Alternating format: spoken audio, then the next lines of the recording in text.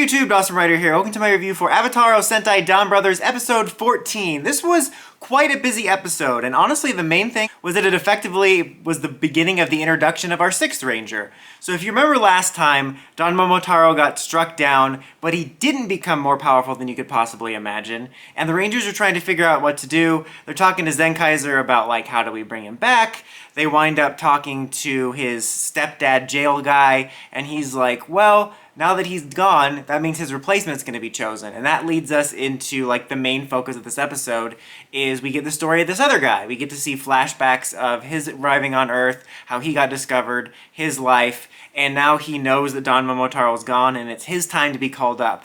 And I feel like the episode is kind of making it seem like, well, if you didn't know about the 6th Ranger coming or you didn't see the scans or whatever, that maybe he was going to take up the mantle of Don Momotaro and, like, wear the suit.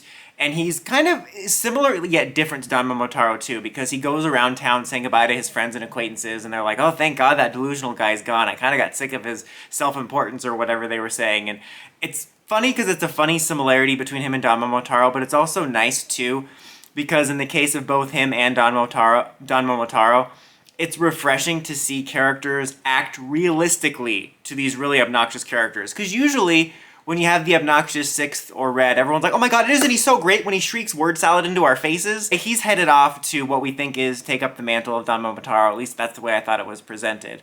While that's going on, you have some stuff with the villains where, what's his name? Sonoi is kind of feeling guilty over how it all went down with Don Momotaro, because, like, when they get into a battle later, he protects Yellow, and the girl's like, okay, why'd you do that? And he's like, well, I didn't win the right way. Basically, I won in a really underhanded way. It's like, so you want to kill the good guys, but only if you do it nicely? Honestly, it's kind of dumb. It was kind of a smart move, to be honest.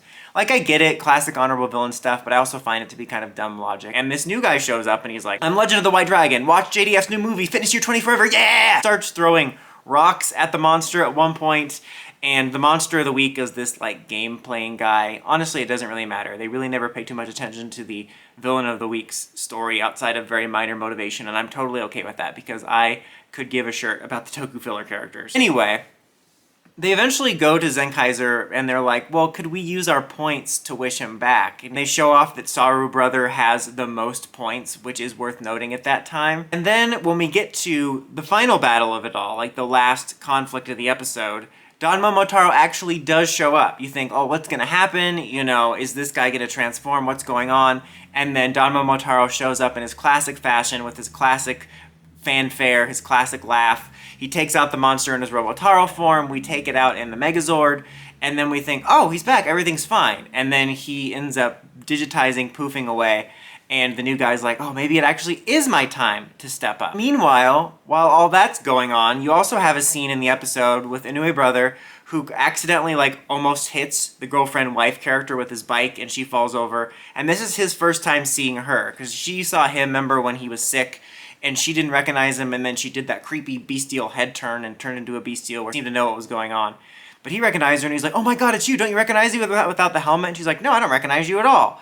I was honestly not expecting that. I feel like they've really been building to that moment, and it seemed rather anticlimactic, especially with, like, how much story buildup there's been and how many near misses. I think it was just last week even where they had that scene where they just missed each other.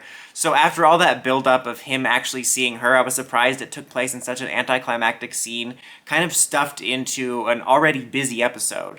And then she winds up at the hospital with a classic Toku injury head wrap. I mean, I guess this time it makes sense because she fell over on the ground after being almost hit, and so she maybe hit her head.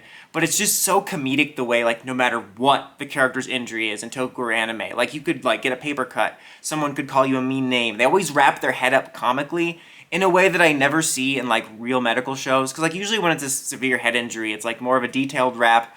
Or if it's like, oh, they just hit it here, they'll have a bandage here, and it's always this comedically, it's like, just stop. I guess they're like, how are kids gonna know that she got hurt or doesn't feel good?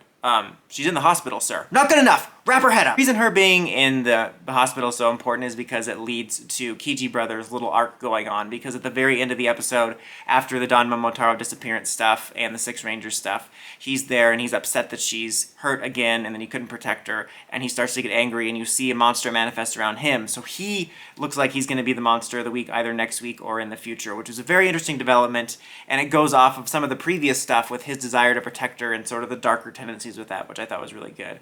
I mean, overall, I really liked this episode. I liked what was going on. I really liked the stuff with Kiji Brother and the furthering of that. I liked that the stuff with Momotaro wasn't immediately solved. I'm going to presume it kind of has something to do with the game and wherever he disappears to or whatever, he has to earn rematerializing, or maybe the other Rangers have to re-earn it. But I was glad. I thought it was honestly going to be resolved in one episode.